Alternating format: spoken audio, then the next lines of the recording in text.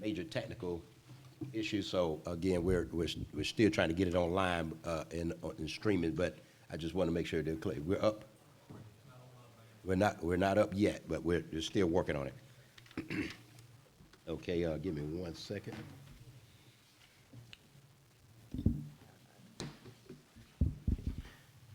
Okay, this meeting has been called to order.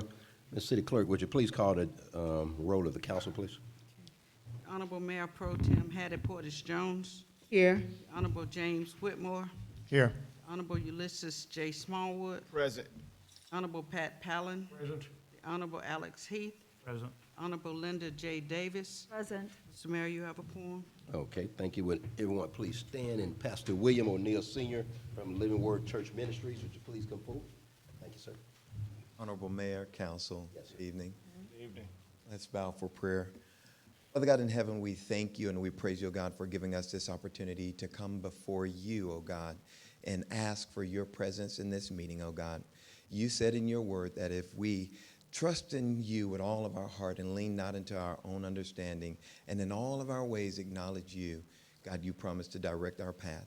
God, we pray right now for the great citizens of Fairburn, God, that you will continue to bless and prosper each and every one. God, on tonight, we pray that you will give this honorable mayor and council prudence and wisdom in their decision-making. And God, we pray that wisdom and agreement will prevail. In Jesus' name we pray. Amen. Amen.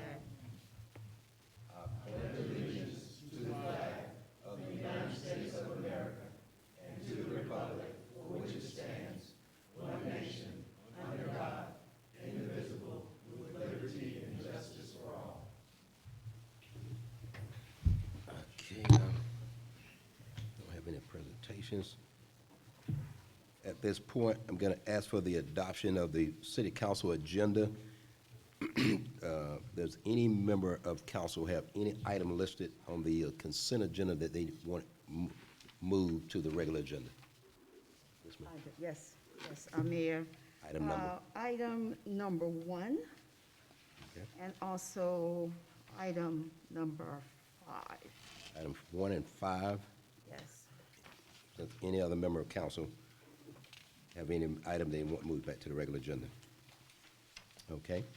At this point, can I entertain a motion to adopt the agenda with consent item number 1, consent item number 2, a task order for 151 integrated science and engineering, with task number 3, task order 152 with integrated science, and task number 4 with task order 153 again with integrated science. Is there a motion to adopt the agenda with the consent agenda? So moved. Is there a second? Second. All in favor say aye. Aye. All opposed? That motion carries. At this point, you have before you the city council minutes for the city council meeting that commenced on September the 12th, 2022. Is there a motion for approval? So moved. Motion by Mr. Smallwood. Is there a second? Second. Second by Councilwoman Davis. Are any comments or corrections? Seeing none, all in favor say aye. Aye. All opposed? That motion carries. At this point, Ms. City Clerk, do we have any people sign up for public comment? Yes, we have one. Okay. At this point, public comment, 30 minutes will be allocated for a speaker. Each speaker shall be limited to 3 minutes. However, speaker can transfer his or her time to another speaker, but in this case, we have one speaker. So at this time, remarks and issues raised at this time will be referred to the city administration for review. Responses will be provided at a later date. And our first speaker come up. Mr. Lee Walton. Good evening, Mayor and Council. Good evening. Walton, 43 Green Street. I had so much fun here last time, I decided to come back and do a repeat. I simply want to express continued appreciation on behalf of residents around the courthouse property for the efforts the city is making, updates being provided, trust that the process is moving as it should with all due diligence, and we look forward to the opportunity to support, participate in meetings and so forth when the opportunity arises. I'm sure everyone involved is aware that bad weather's on the way, likely, and so the tarp on the roof, I hope that the contractors will appropriately secure that. We don't get hurricanes too often, but when they come through, they're for real. But when I spoke here last time, I spoke before my neighbor, Mrs. Stegall, who had things to say about traffic on Bay Street. If I had spoken after her, I would have echoed her comments and concerns about traffic on Bay Street. So I wanted to take just a moment to do that. I was also spurred to do that because there was yet another T-bone accident today, this afternoon, at the intersection of Cole and Bay. And I walked down to make sure everyone was all right, and the explanation I got was that car proceeding through on Bay, seemingly normal. The car pulling from Cole just pulled straight out in front of him. And I feel like the issue there is that it's a two-way stop, whereas most of the intersections that look similar in the neighborhood are four-way stops. So I just encourage, and I emailed police chief and city administrator about that issue, so I'm sure it'll be addressed. But really, I just wanted to reinforce Ms. Stegall's comments. She lives directly on Bay Street. I live a block off, and her concerns are from last week, as recorded in your minutes, are absolutely valid. The last brief comment I would make, I believe on your agenda tonight there's approval of a contract for a tree removal company related to limbs and trimming around power lines. Absolutely needed. My only thought is, or question is there an arborist involved anywhere in the mix? Because the trees that we have, the old trees, problems, they're also assets, and each one bears proper technical analysis when you're talking about limbs or even removal. And the related point, there was a dangerous tree in front of my property. The city very dutifully and appropriately removed it, but then I learned there was no plan to replace trees once they're removed. So I'll confess that I just planted one to replace it. And so now there's a nice maple growing where there was an oak. It'll take 100 years to get to that size, but I think replacement is important as well. Thank you so much. Thank you.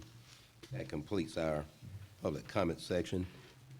At this point, I'm going to actually have to do an official approval of the consent agenda items. Is that correct, Ms. James? Yes. Okay.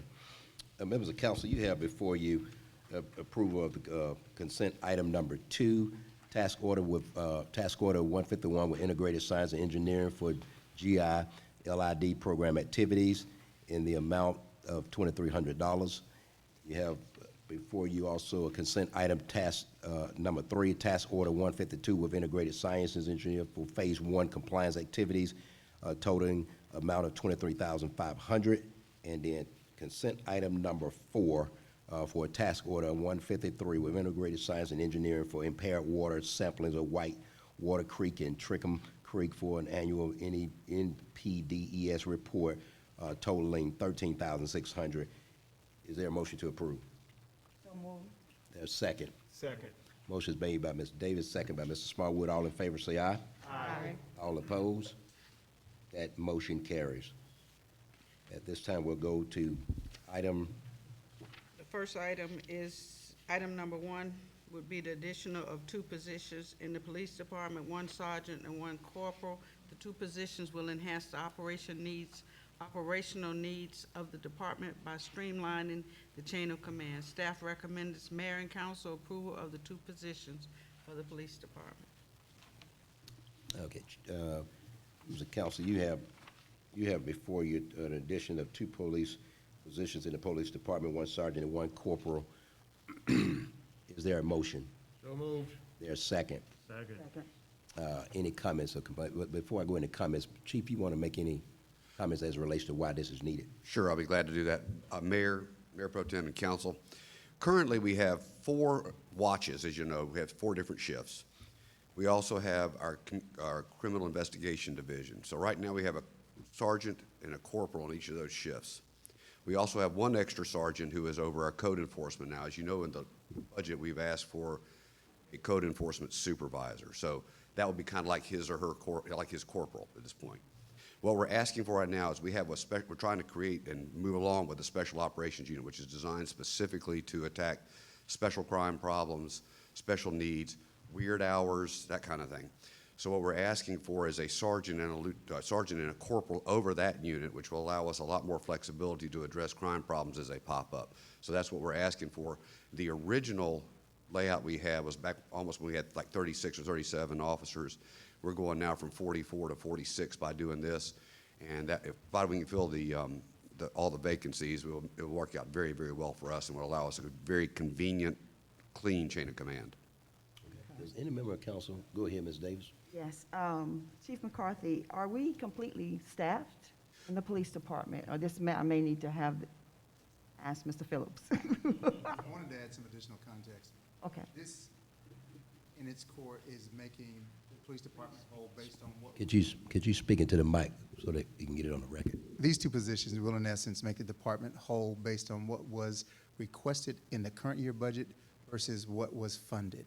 So if you look at the budget book for the current year, it lists, when it details the positions, 53 positions. Add up the dollar, it only funded, didn't fund 53 positions. So he position on paper have a budget. So that's what he's doing, getting the department back to your question about fully to what they had originally requested in this year's budget, but for reasons of arrival, it fully funded, and so this will move us. Okay, because it was another question, was it in our budget for Yes. does it, the salary that we just completed? Any other questions, council? Mr. Whitmore? Hey, Chief, how you doing this evening?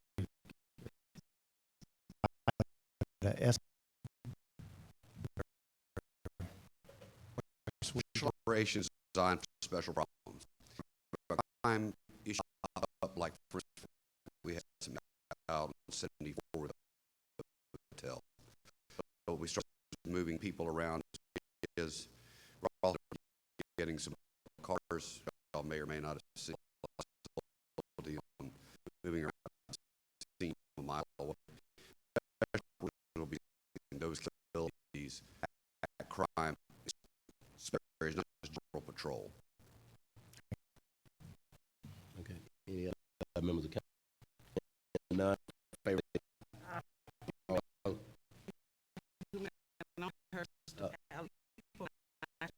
Actually,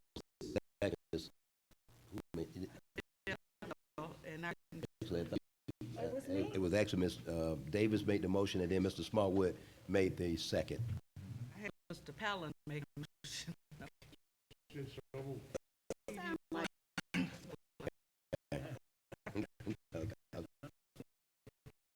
I'll try to speak. Thank you. Okay.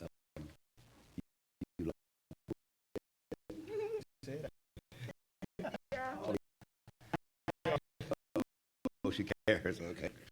Next item number 5, resolution entering into an agreement with city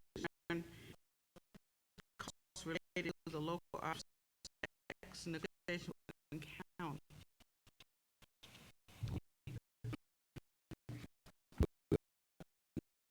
Let me bring it, then you'll do it. Okay. Can you have approved the intergovernmental with the other participating cities for sharing of the cost to engage in firms to provide certain services? Further, the city of Sandy Springs will contract and make payments to the firm participating will Sandy Springs pro rata based on population. Is there a motion? So moved. Motion is made by Mr. Heath. Is there a second? Second. Second by Mr. Whitmore. The item is on the floor. I'm gonna let Mr. So members of council, as you may be aware, every 10 years at the conclusion of the census, cities in Fulton County enter into negotiations with the county government as to how the local option sales tax will be distributed. We are in the midst of that process currently with the 15 cities currently in Fulton County and the county government. It is ongoing. As part of that, the cities work cooperatively to negotiate on behalf of all 15 cities. as we are at this juncture of the negotiating process, there's been a consensus of the mayors of those 15 cities that we needed to move forward with some efforts to engage public relations services. The average citizen in Fulton County right now is not aware of the potential impact of these local option sales tax negotiations. They carry the potential to significantly increase millage rates in cities if they don't resolve in an amicable way. And the mayors thought it was important that citizens be informed, that they know what these negotiations are and how they may impact local government operations moving forward. So this approval will allow us to participate along with the other 14 cities to help fund those efforts. Those costs are apportioned based on the population of the cities. So the bigger cities pay more, medium-sized cities pay, and so it's apportioned accordingly. So each city will pay their share based on their population of the overall cost. Okay. Okay, and also, you still had a question? Go ahead. Go ahead. I You still wanted got to the floor. bring up, yes, unless you had some additional information you wanted to share. No, go ahead, finish, I'm gonna let you. The reason I wanted this off of the consent, just a regular, is because I think the citizens need to know the importance of this and what this is all about and how it's related, because our budget, our general fund, ended up 24% lost. And the way things are going now, we are having a presentation.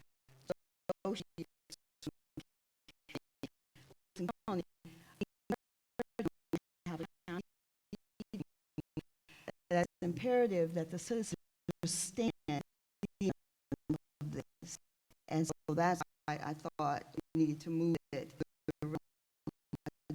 So Mr. Phillips give it to this and the fact is if there's no come consensus, then it goes away. Exactly.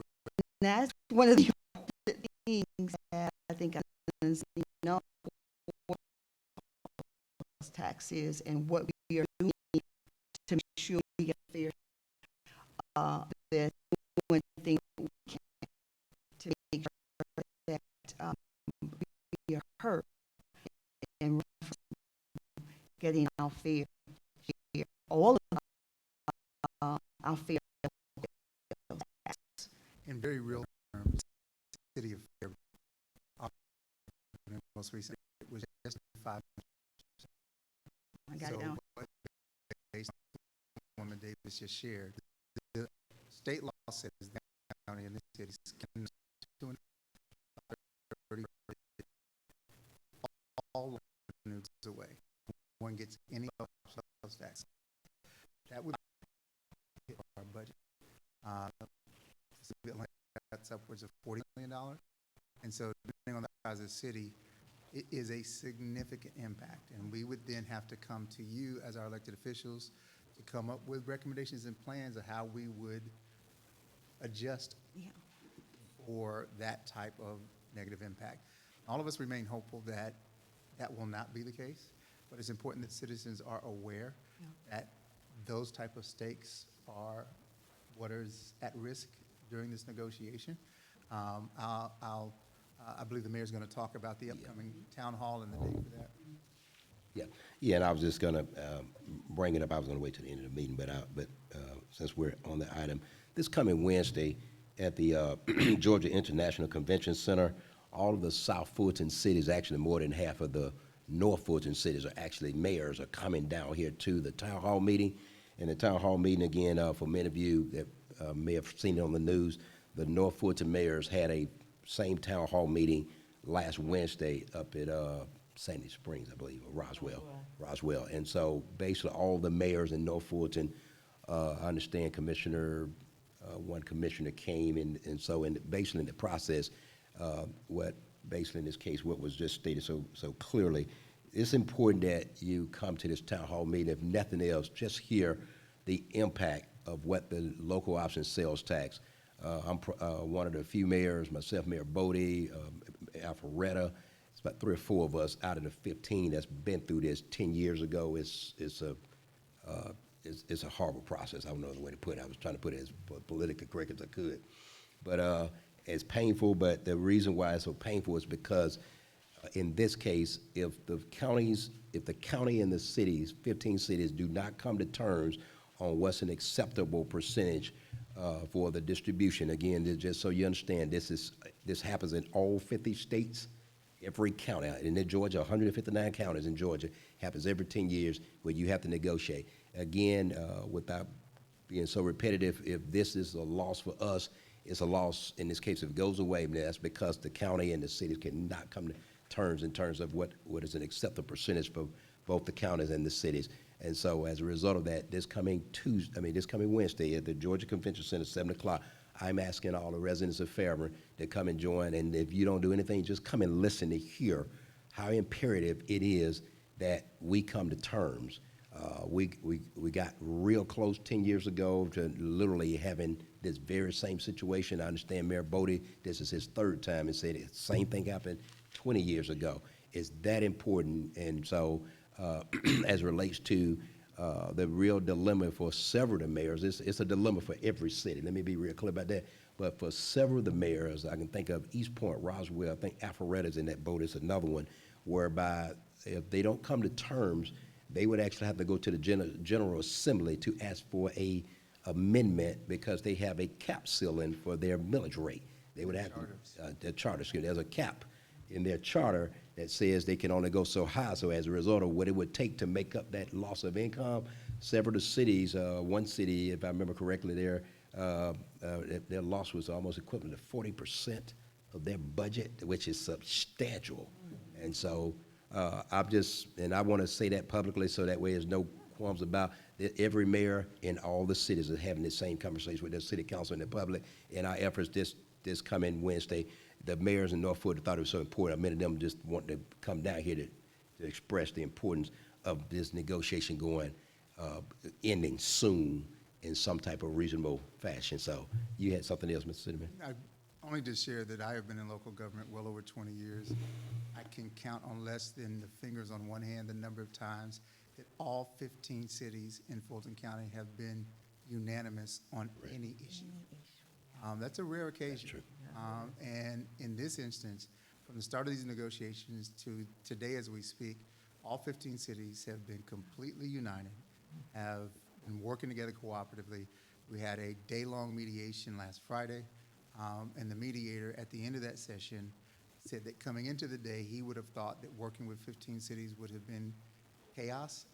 And he complimented the cities in Fulton County for how cooperative they were, how smooth the process has been. And that's because all of us, to the mayor's point, have so much at stake here. There's a lot of important decisions to be made, and citizens should know. And just as a point of clarity, several of the mayors in this case are concerned because regardless of the percentage we have to come with, they still have to come back and come to their council and get a complete approval. I mean, I have to bring it back to you too, but I'm just saying it's that strenuous for several of the mayors that don't have the leeway to speak for their government. I mean, I don't know the way to put it. And so I can't imagine, that's got to be very stressful. So this is important. So if nothing else, if your schedule allow you to come out Wednesday, we appreciate it. Is there any other question? Mr. Whitmore, you had a question?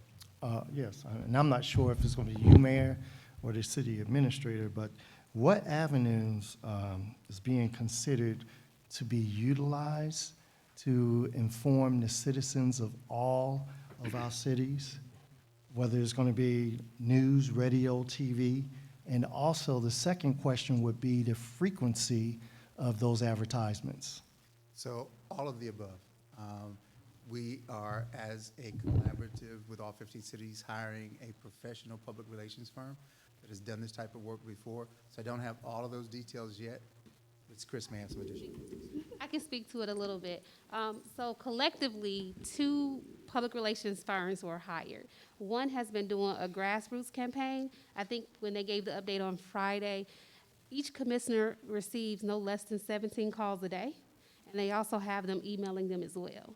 And I think that there was a reference about that due diligence on Friday as well. In addition to that, they are doing the press, the radio, the television. I think they mentioned billboards and various news outlets to try to get citizens informed, but they're heavily depending on their grassroots efforts. Last week, there was a similar town hall in North Fulton that was covered by, I believe, at least two local television stations that I saw news stories on. It was also in the Atlanta Journal-Constitution.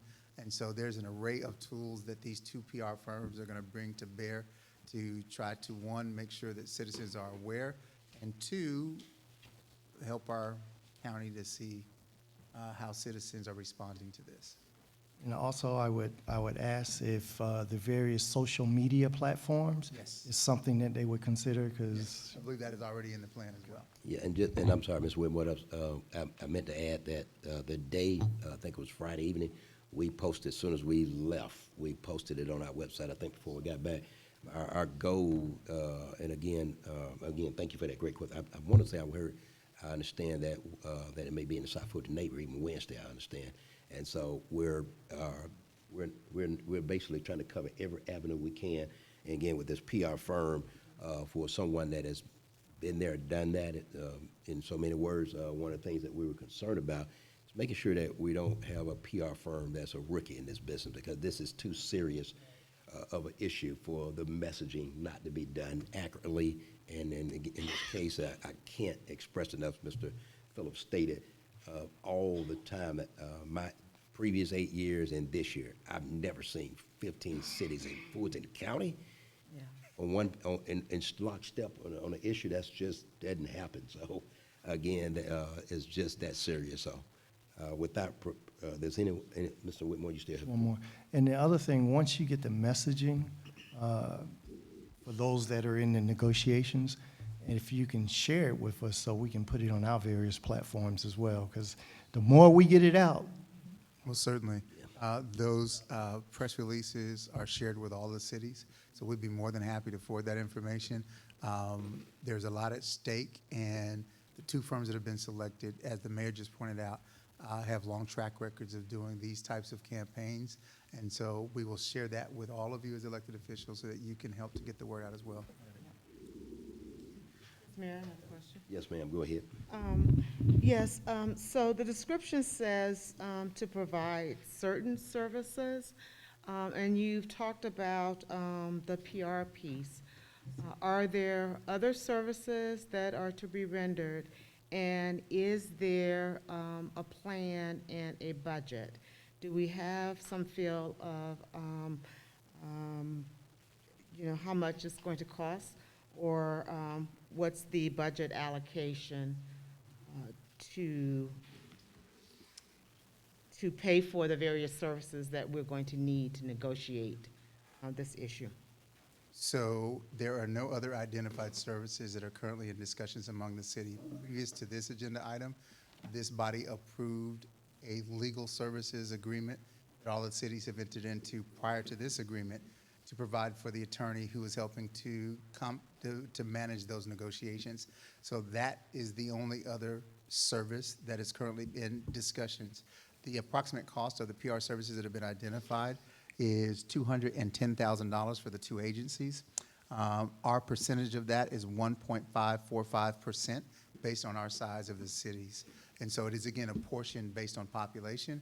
The approximate cost, as those two firms, one is $110,000, the other is $100,000, so it's $210,000 total. Okay. So that, for us, comes out to about $3,244.50. All right, thank you so much. And then, Mayor, I just wanted to share that in talking to another colleague around the state, their county is asking for 80%. So, I mean, to have that kind of conversation, what do you do? So, our county is asking for too much, but relatively speaking, Well, and with 80% would be unconscionable. you want to answer that? So we talked about if loss goes away, that would be the nuclear option. But when you talk about those percentages, that too stands to significantly change our budgets. So as you You know, there's 159 counties in Georgia, and I don't know anything about any of the other 158. But there's some distinct differences. And so what may be applicable in one county that has a bunch of unincorporated areas where the county's providing services may be very different than Fulton County, where we are almost 100% municipalized. So there's a small portion of Fulton Industrial that's still unincorporated, but cities provide most of the services in Fulton County as it relates to municipal services, police, fire, parks and recreation, planning and zoning. It's all municipalized, and so each county is somewhat different. So currently, the loss percentage that we currently have is what generates that $5 million. If we, through negotiations, end up providing more revenue to the county and less to the cities, then that $5 million that Fairburn receives could go down significantly, and we still have to make some budget amendments. And so that's why these negotiations are very challenging, and there's some very challenging. And let me just say this much, and I want to be very careful because we're in the middle of negotiations. Because of a comment that was made at the Board of Commissioners meeting last week, every subject that you hear as relates to what the county is responsible for may not be in alignment with what the local sales tax authorized in terms of funding. Exactly. And so one of the areas I heard that was talked about, and the sheriff back came and did an extensive presentation. I've never seen anything like it. I think he had 10 dogs barking all at the same time in the board meeting, and it was a show. And but he gave one of the best presentations as relates to what the sheriff's office, what the sheriff office is capable of versus what they do. And so as I listened to his presentation, again, extensive, I mean, I can't say anything other than stellar, but one of the things I took note of as some of the services provided, and again, the Board of Commissioners will have to make a decision how much of that they want to fund. Again, but from this city's perspective, I won't speak for any other mayor, for this city's perspective, several services mentioned that he is responsible for. That was the same services that the city of Fairburn police officers perform. So, and I'm just, like I said, I got to be real careful how I say that again.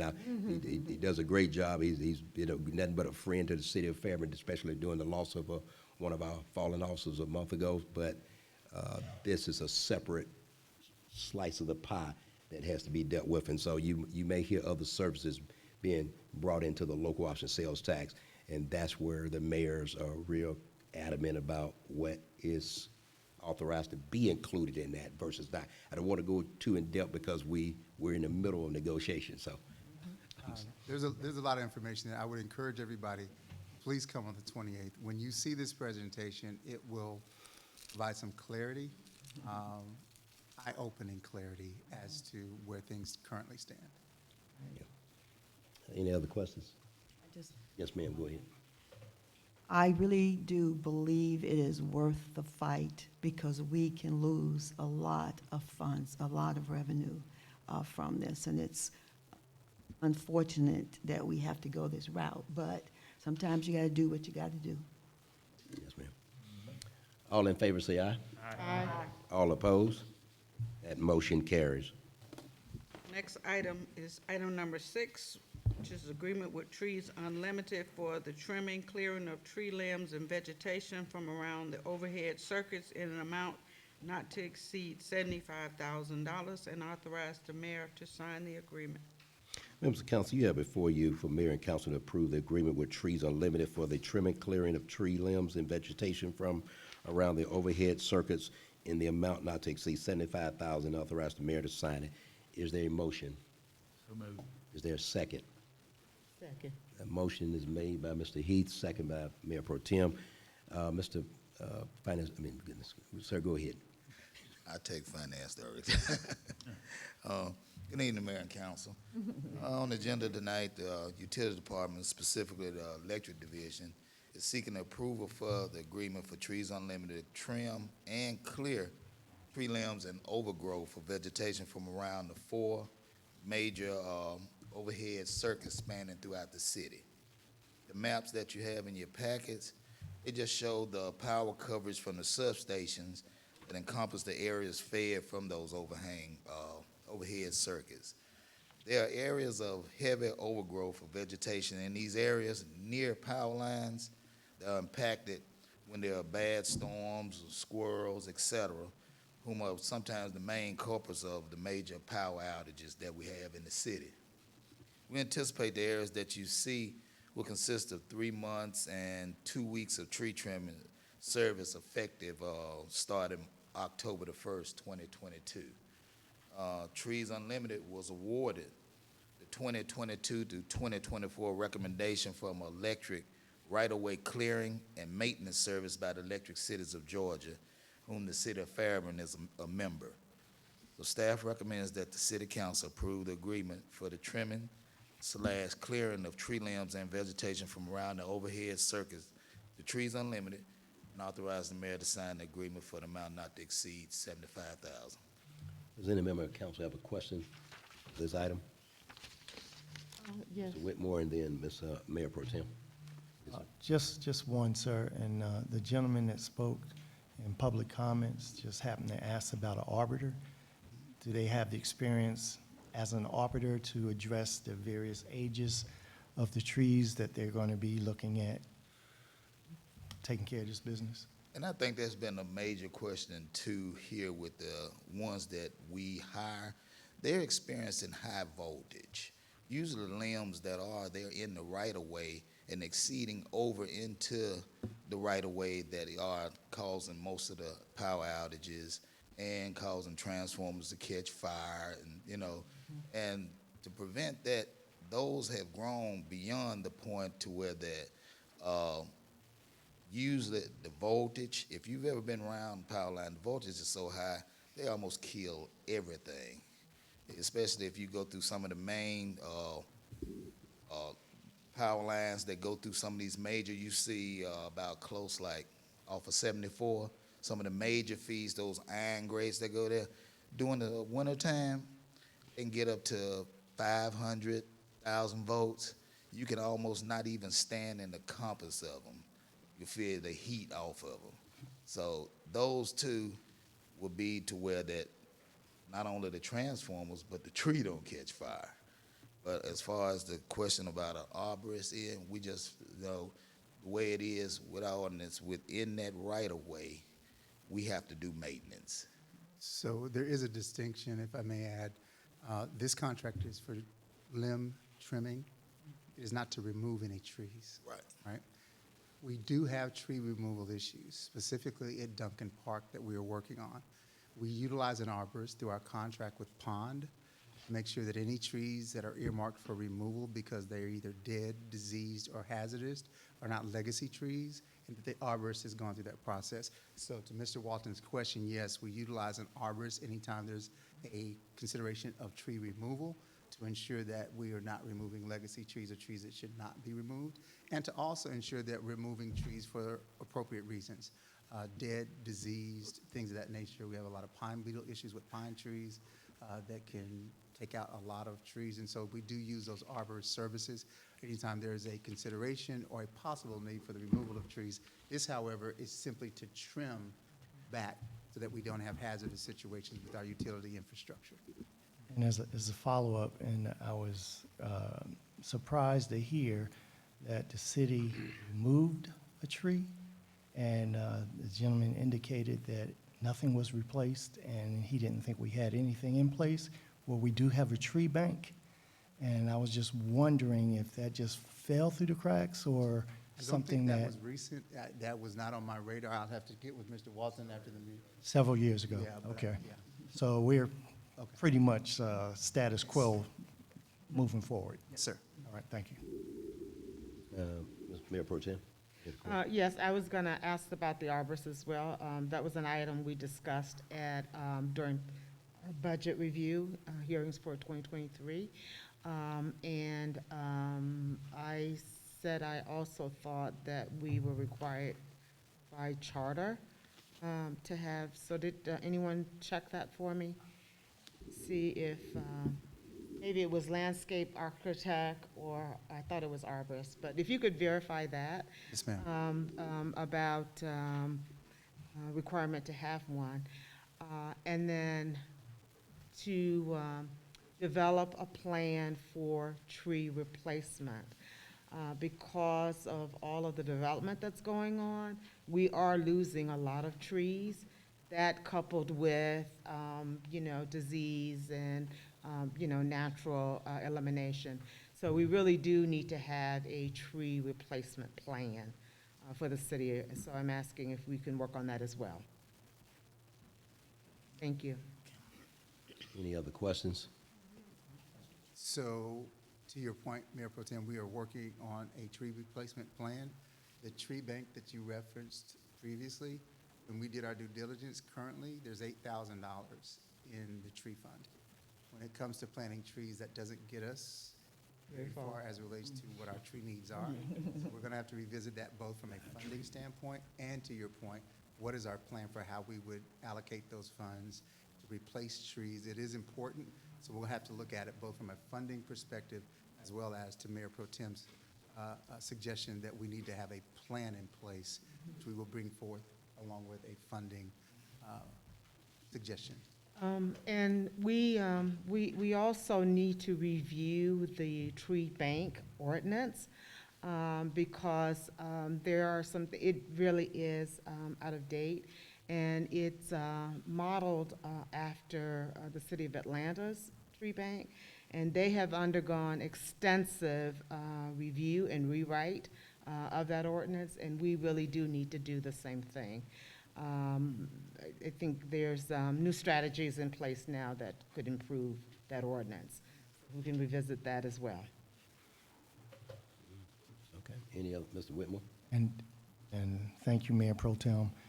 Especially with all the housing development that we have going on, there's a lot of trees that's being taken down. And I think if we look at our ordinance, that's part of what they should be putting some money in the tree bank for. So this is an opportunity for us to really build up that bank so that when we are doing things, we have those fundings available to do it without exhausting anything in our regular general fund. Okay. Any other questions? Mr. Pallin? Oh, I thought he raised his hand.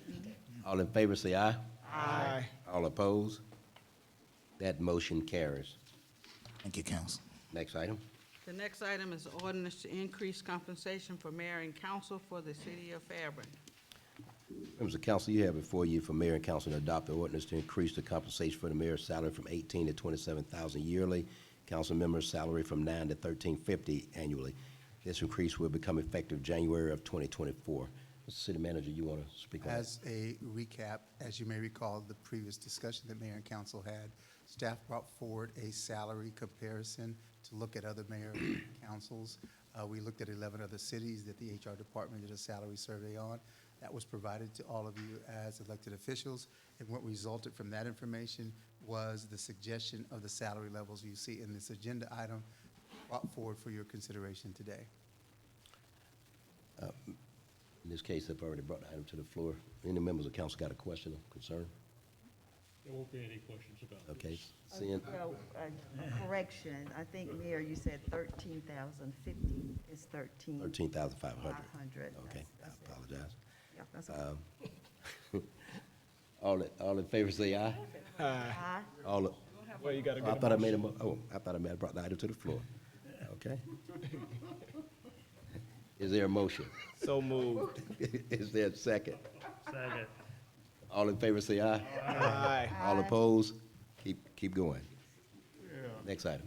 Okay, the next item is the approval of the classification and compensation study for the city of Fairburn staff. Members of council, you have before you, mayor and council, to approve the pay plan schedule, classification, and pay recommendations that was discussed in great length at our last workshop. Is there a motion? So So moved. Motion by Ms. Davis, is there a second? Second. Second. Portis Jones. That was Ms. Jones. Well, actually, I'm here, I'm right here, she was speaking in my ear. I can't hear her. So moved. Okay, is there a second? Second. Second by Mr. Heath. And before I go to comments, I'll let you speak. Go ahead. Good evening, I'm Mayor Pro Tem, members of council. Thank you all so much for allowing me to stand before you tonight. This item is back before you as a, Wait a minute. in relation to what was brought before you through Evergreen Solutions, our consultant, who provided a really good in-depth presentation as it relates to our compensation classification study. So tonight, we're just asking for your approval of the proposed pay plan, the salary increases, and the proposed pay grade. Okay. Any members of council have a question or comment about this item? It's been brought to the floor. Any questions? All in favor say aye. Aye. All opposed? That motion carries. Next item is amendment to the contract of the city administrator. Members of council, I asked this item to be brought in as a result, during our pay and comp study, it was actually recognized as me and the city administrator was going from top to bottom every capacity, that the only capacity that was not included in the pay and comp study was the city administrator. So as a result, I asked that this item be added. And so I'll bring the item to the floor. You have before you, mayor and council, to amend the contract of the city administrator to include a 5% increase. This salary increase is in line with the classification and compensation study approved by mayor and council for all city staff. Is there a motion? So moved. A motion by Mr. Smallwood. Is there a second? Second. Second by Mr. Whitmore. Any comment? He's worth his weight in gold. Okay. Yes, may I, a question? As we talked about this, I asked, one, how did this happen, that he was the only employee of all of the employees that were not part of the comp study? And two, what is it that we need to do to ensure that this doesn't happen again? So, Mayor Pro Tem, to answer your question, I am the only city employee that is contracted, so that's what made this a separate item. My salary could not be increased without direct approval from you as colleagues. This does align with the 5% minimum raises that all city staff got, but that's the only reason this is different, is because even though they analyze all positions, mine cannot be addressed unless it is separate through a contract approved by mayor and council. Makes sense. Okay. Any other questions? Seeing none, all in favor say aye. Aye. All opposed? That motion carries. I have the financial report.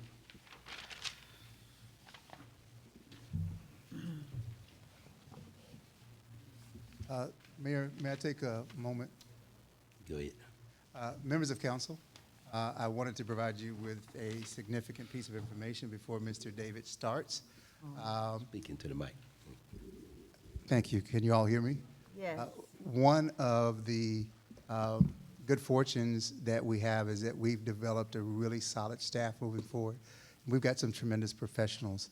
One of the risks of that is when you hire really good people, they oftentimes get other opportunities. We were informed today that Mr. David's last day with us will be October 14th. So, Mr. David, Mr. Peterson David, his last day will be the 14th. Before you ask, yes, I made a good faith effort to keep him. Please know that. And I will share with you individually what his response to that was. He can speak for himself. I will tell you, as the city administrator, he has been nothing but a blessing to this government. He's very competent. He's done an excellent job. I don't know what they were doing with him before I got here, but he's been amazing. The only reason he's leaving is because he has a tremendous opportunity that he really deserves. And if you care about folks, then you're happy when they receive good news. Yeah. And so we hate to see him go, but we're really happy for him. Mr. David, you want to go ahead and, since we're at that point, you want to? Well, first and foremost, thank you, Mr. Phillips, and I would like to also thank the mayor and council for giving me the opportunities to stand in front of you to highlight staff, the city, and for me to work here. It has been a great pleasure. I've learned a lot. I've made a lot of friends and colleagues. It was a very tough decision for me because I'm very close to everyone here. As Mr. Phillips stated, it's one of my dreams to go on to the position that I'm going to. So it was tough, but after long prayers and conversations with my wife, that's how we came to the decision. But it's because I'm no longer physically here. I still hold Fairburn deep in my heart, and if anything, at the next level comes across that could benefit this city, I've already assured city administrator and mayor that I will definitely pass that along to help as much as I can. And I will always be a Fairburnite.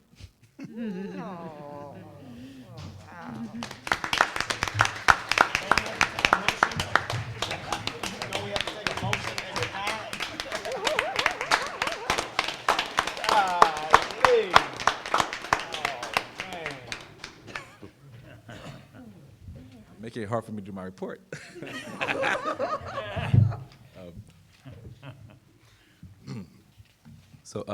My financial report.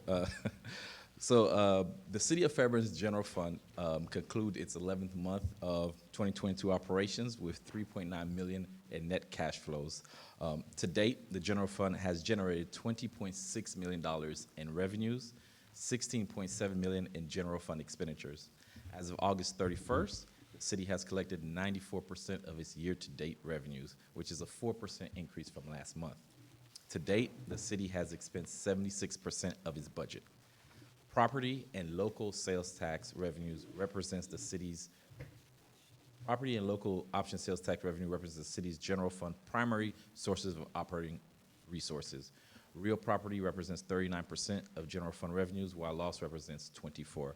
And as was stated earlier, one of the options is with this loss negotiation would impact the citizens heavily, which another way to fund this lost revenue would be to increase property taxes. So I encourage and concur with what city administrator is saying, with mayor and council. Citizens, please go out, voice your concerns. So we don't have a PowerPoint slide, so if you could turn to page 3 with me. Out of the $21,924,170 of revenue, the city has collected $20,648,743.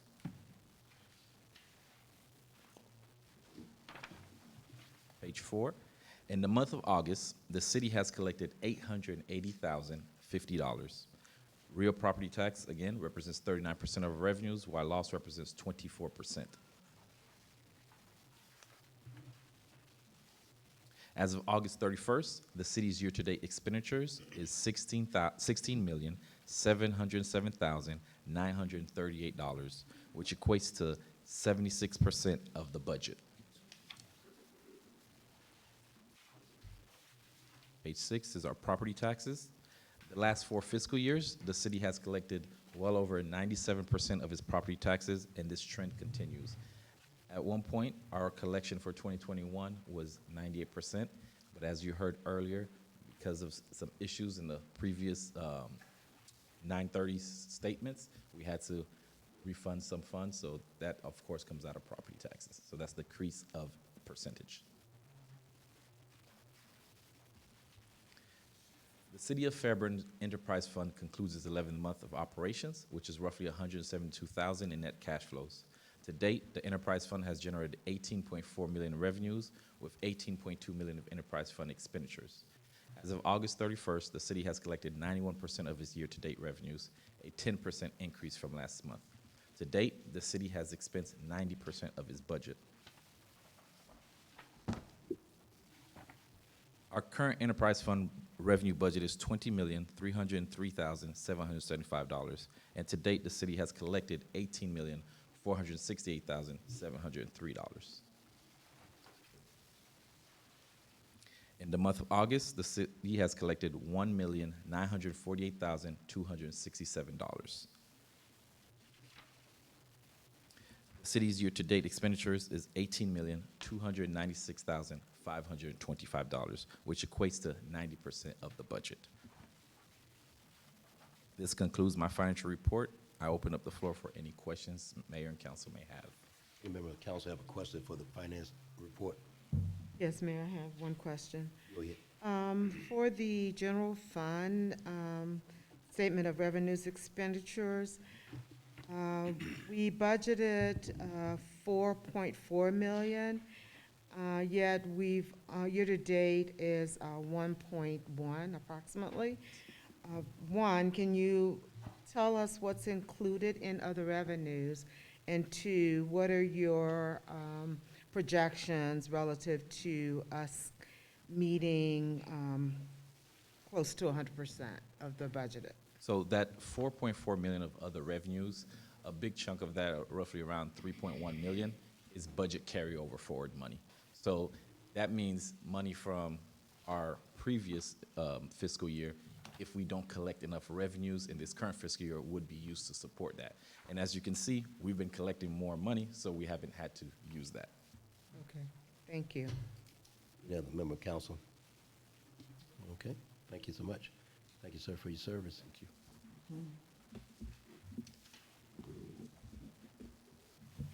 Mr. City Manager, Greetings, Mayor and members of council. I wanted to take a moment to update you on Could you this speak in the month's- mic, please? I'll get this habit down eventually. Greetings, members of council and honorable mayor. I wanted to take an opportunity to briefly overview this month's city administrator's report. Before I get into a couple of brief updates, we are working with Mr. David on a transition for our finance department. He leads a very competent team. So we have some very competent senior accountants and other staff who he has positioned to continue as we go through this transition. Mr. David's also going to assist us in helping to shape some of the aspects of our search for his successor. And so know that we are actively considering that as we speak. Also, as everyone is hopefully aware, this Saturday is scheduled to be our fall festival and parade. There has been an extensive amount of planning. We have a tremendous day laid out for the residents of Fairburn, but Hurricane Ian is now tracking northward. It is early in the week. The National Weather Service says the final trajectory of the storm is still to be determined over the next 48 hours. We are closely monitoring this. And so depending on the direction of the storm, it may or may not impact the metro Atlanta area. We'll know more as we get more details from the National Weather Service. It may become necessary to postpone if the track of the hurricane looks like it may directly impact us. If it takes a different trajectory, then we will adjust accordingly, but staff is closely monitoring it. We have direct communication with the Atlanta Fulton County Emergency Management Agency that provides direct updates from the National Weather Service, and so we're keeping our fingers closely on the pulse of that, and we'll always do what's in the best interest of health and safety. Additionally, a couple of other updates. In the previous month of August, we started our Small Business Grant Program with a fielded pre-application questions. That has gone very well and is moving forward. Our Facade Grant Program started in August and is now in place. Businesses are really excited about the Facade Grant Program, as is staff. Our fire department received an AFG grant in the amount of $112,000. That was a highlight during the month. That month, we also kicked off our classification and compensation study, which you just approved this evening. Human Resources held an employee event, Understanding Your Retirement Benefits, on August 22nd. It's a really informative session because a lot of our staff aren't really versed in what those options are. And so it's an ongoing series of information sessions that HR does to make sure our staff understands their benefits. In addition, Parks and Recreation received a $59,000 grant, as you may be aware, that will lead to additional programming for after school. And I wanted to pause to allow Dana Smith, our project consultant, to provide a detailed update on the Campbell County Courthouse and where things currently stand. Good evening, Mayor and Council. Good evening. How are you all? Good. So a brief overview of the Campbell County Courthouse project. That's not what it is. As soon as the fire happened, it becomes a project. I've been working very closely with the fire department and Fire Marshal Raper and Mr. Phillips and Ms. Chris about regular updates about what's going on. As you know, after the fire happened, it left the second floor extensively damaged, pretty much all charred and burned from the fire. And subsequently to putting out the fire, that left the first floor pretty much for lack of a better term, waterboarded because of all the water that it was needed to put out the fire. So that damaged the first floor, as just happens normally in putting out a fire. So we are in contact with the insurance company. They have started the claim process. They have been out to assess the property. As of last week, we met out on site, and through even dealing with the state fire marshal's office and our local fire marshal for the city and the insurance company, they have inspected it. So the next couple of steps will be for them to release it in order for us to go to really dig into the building and to see what's there that we can assess and actually move out some of the debris that's still there. Because until the insurance company releases it, we really don't want to touch anything. I will say briefly that we know the building that age was built with certain materials such as asbestos and lead, which is part of the process of us getting that out before we can get people in space to do more thorough inspections to make assessments. We need to remove those materials out of the way. So the next steps will be to remove that asbestos, then getting to doing some assessments of the building to see its viability and what condition the structure is in, and then getting some more information, having conversations with our consultants, with the insurance company about their findings and some of their recommendations. Some additional information, Mr. Walton and his neighbors have had to listen to a generator that has been running 24 hours a day, 7 days a week since the fire. And a little bit of insight on that. When you have a fire that has to be put out by the fire department, as you're probably aware, they literally put thousands of gallons of water into that facility. Because of its age, some of the older plaster in the building, some of the insulation behind the walls, even to this day, there's still moisture readings in those walls. So the generator powers a series of fans and blowers that our mitigation firm put into the building to continually try to keep it dry. Absent that effort, there is the risk of microbial growth in the building, which would make the prospects of renovation even more challenging. So it's an effort to stabilize the building. Me and Mr. Walton have had this conversation.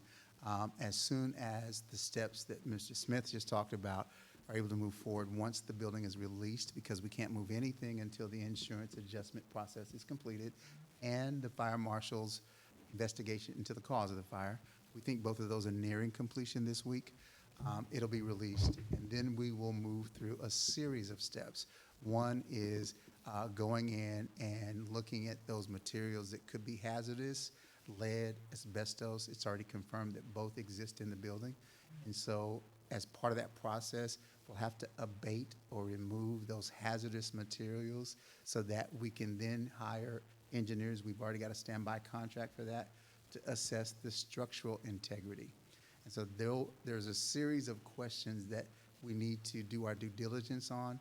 Our goal is to get as much factual information as we can about the current structure, what's in the building, the prospects for renovation, what that may take, projected costs, and package all of that information to bring to you as decision makers to decide our path forward. And so there are a number of questions that need to be answered that we don't have the answers to today. We will move as expeditiously as we can, but we also want to be thorough. And we want to make sure that we've looked at every aspect that we can so that we can provide you with the most complete assessment of the facts and information so that you can make an informed decision when we get to that juncture. Until then, we kind of have to put things on hold. I know, and I'm very keen that there are passionate perspectives on that facility. And please know that as a city administrator, that is not lost on us, me, or our staff. So we know how important this building is to many in our city. We simply want to do the best and most competent job, answer as many factual questions as we can, and we'll bring that forward to you and to our citizens as you as our elected officials decide the best path forward. And so there are a number of questions to answer. We're very focused on this. We'll move through it as quickly as possible, but also very deliberately to ensure that we've gotten the best possible summary of facts that we can produce to provide you on which to make a decision. And members of council, I'm going to ask you to hold questions on this issue because of the sensitive nature. Number one, with it being a historic situation, it's not as cut and dry as you would in any other fire. So I'm gonna, in our efforts not to create liability, I'm gonna ask you to withhold, but our goal was to bring you an update as much as we can as it relates to what we're doing about it, because I'm sure inquiries are being made of you, and inquiries, in all candor, if there is any inquiries made of you, I would suggest that you ask him to call directly the city administrator, because he knows what he can and can't discuss due to insurance state of the insurance, as well as the liability, as well as the historic status of the building. So again, in all due respect, I just ask that in our efforts not to inadvertently create liability. Right, and to the mayor's point, that is a definite thing that we need to manage moving forward. But the basic tenet of our administration is transparency. I want to be very clear. Everything that we can share, we will share as soon as possible with, of course, you as our leaders, but with citizens as well. I'm going to do everything I can to stay in contact with citizens who contact our office, provide updates and information. We will be as transparent as we absolutely can be, so that everyone knows where we are and what the next steps are. Mr. Phillips, Mayor Council, Oh, want yes, to sir. add, we also, the building is boarded up, as you know, and there's a tarp on the roof, so I have been in contact with the contractor. We're going to doubly make sure that we can be as secure as possible before this weekend with the rain coming in, because some of the structure was damaged. So we're going to try to do the best that we can to keep as much water out, but that's all we can really do. We can't show 100% because of the edge of the building, but we'll do as much as we possibly can. And we'll be out this week to double check that. Finish That with- concludes the city administrator's report. If there are any questions, I'll try as best I can to answer them. Okay, give me 1 second. In this case, I'll go to Mr. City Administrator, Mr. City Attorney. We don't have an executive session, correct? Okay, so I'll actually, okay, good. So I'll actually go with the city council comments. I'll start with Ms. Linda Davis. No comment, Mayor. Mr. Smallwood. I just want to congratulate Mr. David yet again. I mean, he's such a great gentleman. You've been nothing but light and a source of information and knowledge. And I'm just congratulations. So I'm one of those people that grow. I like consistency, and you messed me up here. All right.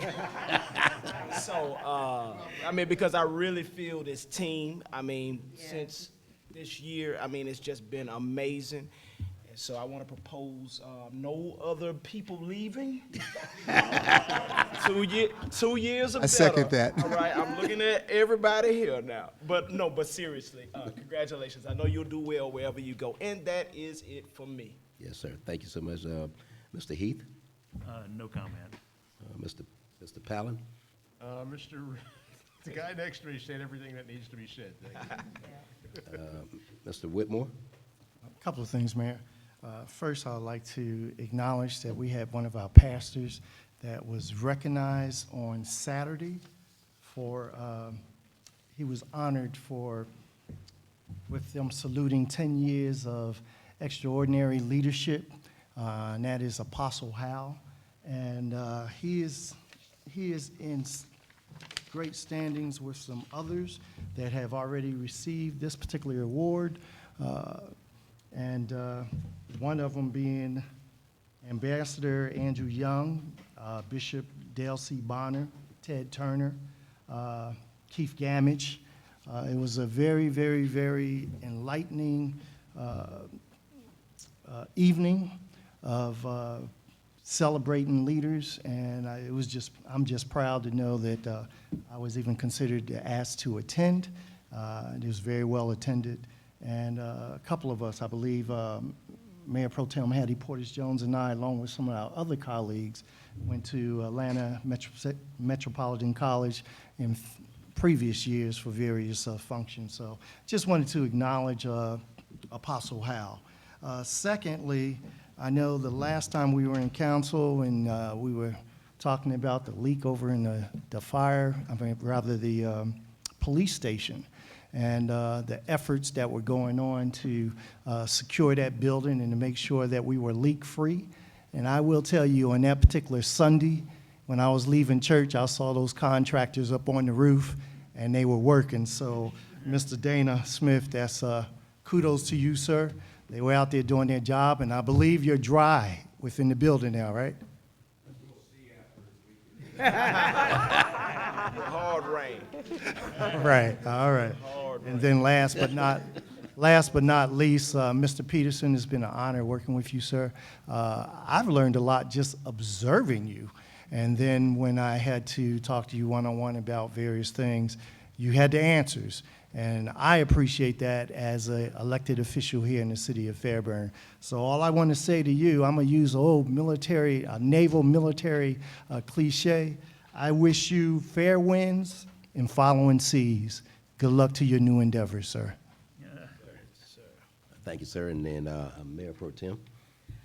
I just want to echo that, the sentiments as well, Mr. David, and especially the comments by my colleague Smallwood. It is really disappointing that we had finally gotten a full complement of staff. The professionalism that was being exuded and exhibited. We're hearing from the community about how, everyone is so professional. And then we have this disruption, right? Okay, which is what it is, a disruption. Okay? Yeah, tell it like it is. It is, right. But I ain't mad at you. Okay? What's on your mind? Because I understand. I always said Fairburn provides great opportunity for people to develop their wings and they fly. And you're an example of that. I'm not encouraging anybody else to do that, but I understand and I appreciate it. So congratulations and thank you for what you have contributed in the short time you have been here. It's been monumental, so thank you. Mayor, can I say something right quick? Yes, sir, go ahead. You can always come back. I ditto that.